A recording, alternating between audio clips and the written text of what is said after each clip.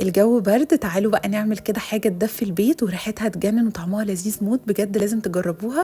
مخبوزات كده طرية، قرص طرية بالتمر والسمسم، لذيذة جدا وهتدفي البيت، متأكدة ان انتوا هتقوموا تعملوها من سهولتها، وكل المكونات موجودة ان شاء الله عندنا. اول حاجة هنعمل اختبار الخميرة، هنحط ربع كوباية من المية، عليها معلقة خميرة كبيرة ومعلقة سكر، ونقلبهم ونسيبهم على جنب. نص كيلو من الدقيق، عليه معلقتين كبار سمسم، معلقة كبيرة كمان من البيكنج باودر، وما تنسوش كمان رشة ملح. هنضيف كوباية كبيرة من الزبادي، وهنقلب بقى كل الكلام ده مع بعض. ربع كوباية من الزبدة على زيت كمان، نكون مسيحينها ممكن في الميكرويف او البوتاجاز، بس اهم حاجة ما تكونش سخنة قوي عشان طبعا ما تفسدش الخميرة.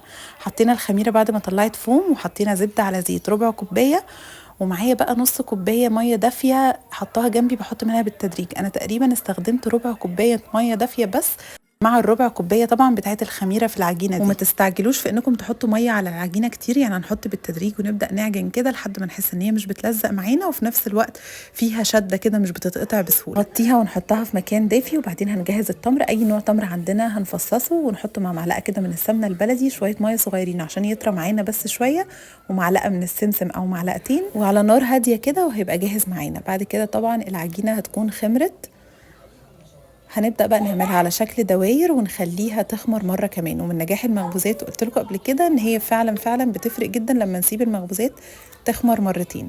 هنعمل فيها تجويف ونضغط عليها كده بايدينا بعد ما نحط فيها التمر. فرن سخن بقى على درجة حرارة 200، رفل في النص 20 ل 25 دقيقة، وهتكون جاهزة معانا. ما تنسوش تغطوها اول ما تخرج من الفرن، بجد تحفة، لازم تجربوها. وما تنسوش تعملوا لايك وشير لو الفيديو عجبكم.